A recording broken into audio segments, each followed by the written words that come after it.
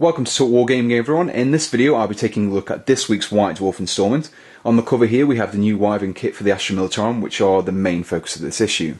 So to begin with, we have the new release section with the Hydra and the Wyvern Kit, the Codex Astra Militarum Caden Armoured Fist, and also there are some Militarum orders which are coming out as well. We begin to look at the new releases with the new Hydra.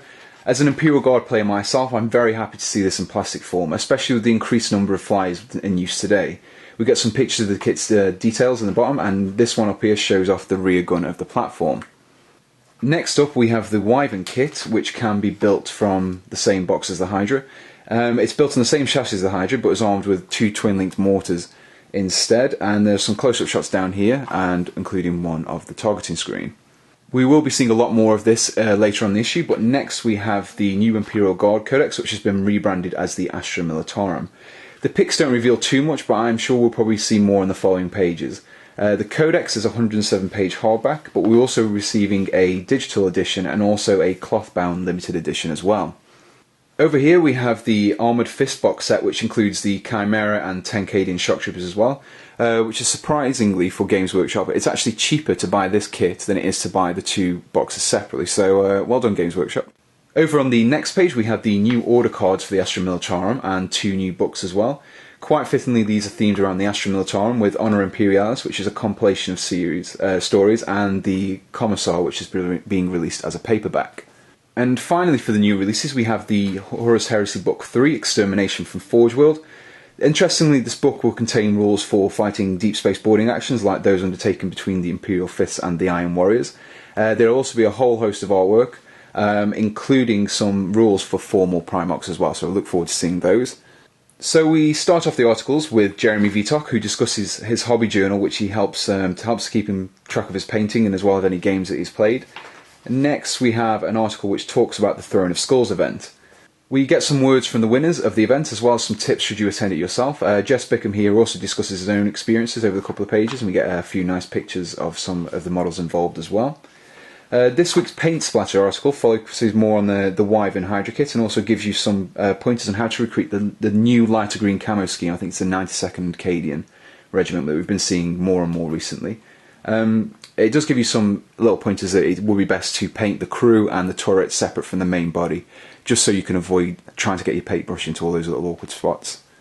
Now, as the Wyvern is an entirely new unit, we actually get some rules as well over here, so we can take a look at those now. So essentially it's an anti-personnel mortar, which is excellent for taking out light infantry hiding out in cover, or even jet bikes using jink. Now, for only 65 points, this seems to be a really interesting weapon. Not only do you get 4 Strength 4 AP6 blast templates that ignore cover and cause pinning, but they also twin-linked and have the shred rule, which means you get both rerolls to scatter and to wound as well. So that brings us to the final article of this issue, which is the designer's notes for the Astra Militarum Codex and also the Wyvern. So if you're a big fan of the Imperial Guard, then this article is definitely worth a read. Interestingly, Nick Ho, the designer of the Wyvern Kit, mentions that he drew his inspirations from the gunner of the Sabre defense platform. And if you have a look down here as well, you can kind of see the little shoulder pads that are very indicative of the Sabre platform as well. So, as is usual for White Dwarf, this issue draws to a close with a few pages of This Week in White Dwarf. This page is mainly focused on the Astra stuff, with a section which talks about regimental specialists.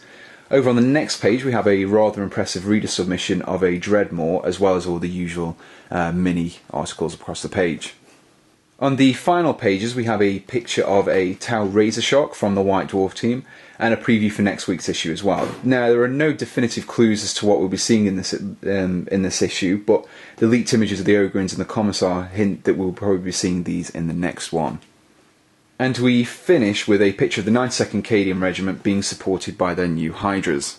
So if you're a Guard fan, then this issue is definitely for you. There is also a lot of information about the design process that went into the Codex and the Hydra, which are a good read as well.